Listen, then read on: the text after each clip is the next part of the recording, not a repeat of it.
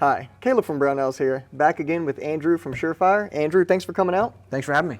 Absolutely, and today we're going to be talking about weapon light mounting, or like how to mount, where you should mount them. Yeah, theory behind weapon light mounting. Weapon light mounting theory. It's not that complicated.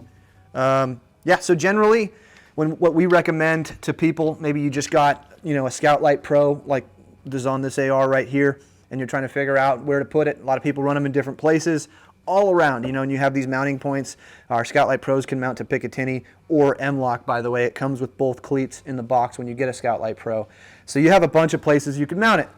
Generally, we recommend people mount the rifle like you're going to be shooting with a proper grip that you can control the gun with, and you want to mount the light in a place that's not going to be obtrusive to your normal grip. You don't want to work around the light. You want the light to work around you. So obviously shooting the gun is the most important thing. So just figure out where your hand goes on the forearm. I will even use a pencil that you can easily wipe off and just kind of mark the rail with where my hand's going to be, and I'll go from there.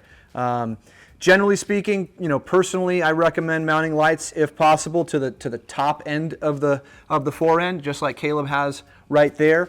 The reason for that is if you're going to shoot supported off a barricade, whether it's a wall, a table, it's very common in practical shooting and in just the world to want to support the firearm. And if a light is on one side of it, the gun's going to topple to one side. So generally I like to keep the light high.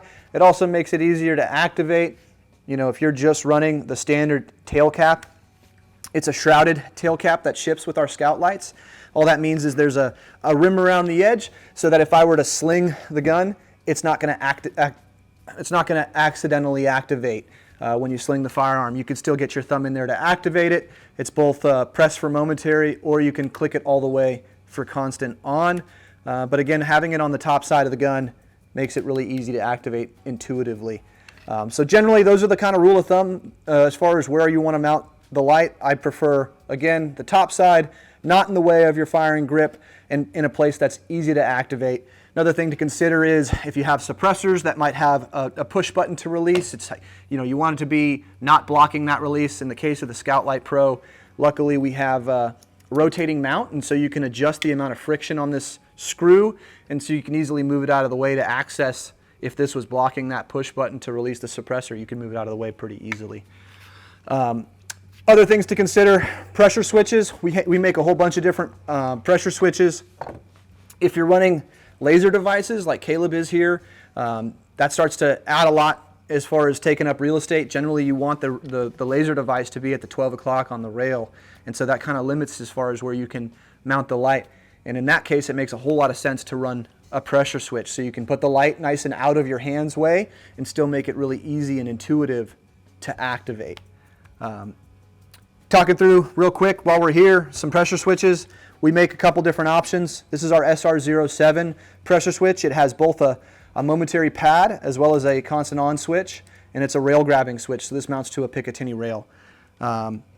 You do have to use one of our pressure switch tail caps, and we have two of those. There's the DS switch, which is a dual switch. It has both a plug socket for a pressure switch as well as a push button, and that push button can be constant on or momentarily activated. We have our CSP and our CSM, P for Picatinny, M for M-LOK. This will mount directly to M-LOK. This will mount directly to Picatinny. Both switches operate the same. It's a dome switch that you can momentarily activate or click for constant on. So those are some of the pressure switches. And also with the SureFire plug socket system, there's a whole bunch of people that are making awesome pressure switches that'll work with our lights as well, like Unity. It's a great option for running both the laser and the Scout Light. So yeah, that's a really good way to do it. Yeah, awesome. So that was a lot of really good information that I just gave you, not Andrew. I did all, no, I'm kidding. No, that was great. That was pretty much everything you really need to know.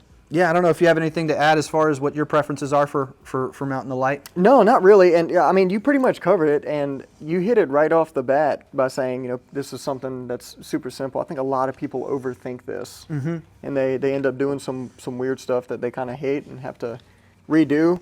But if you end up mounting your light and you go to the range and you start shooting with it and you realize that it may not kind of work for you, move it. that's what it's. I mean, that's what going to the range and shooting is for, is testing out your equipment. So don't be scared to move it around and try different places. And if you have to come back to something, that's perfectly okay.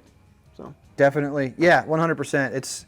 That's the biggest thing you'll see is someone just sets it up and they don't ever fine tune it. And so if the light's not working for you where it's at, try it somewhere else until you find a good home for it. But yeah, the number one thing is make sure you can still run the gun. That's the priority above all else. Still control the firearm properly and make the light work for you, not the other way around. Yeah, and if some of you experienced guys out there, you have anything to add, feel free to post that down below. And if you need help with your setup, or if you just need help with anything in general, feel free to give us a call on the tech line. We'll be happy to help you out. Thanks for joining us, and we'll see you next time.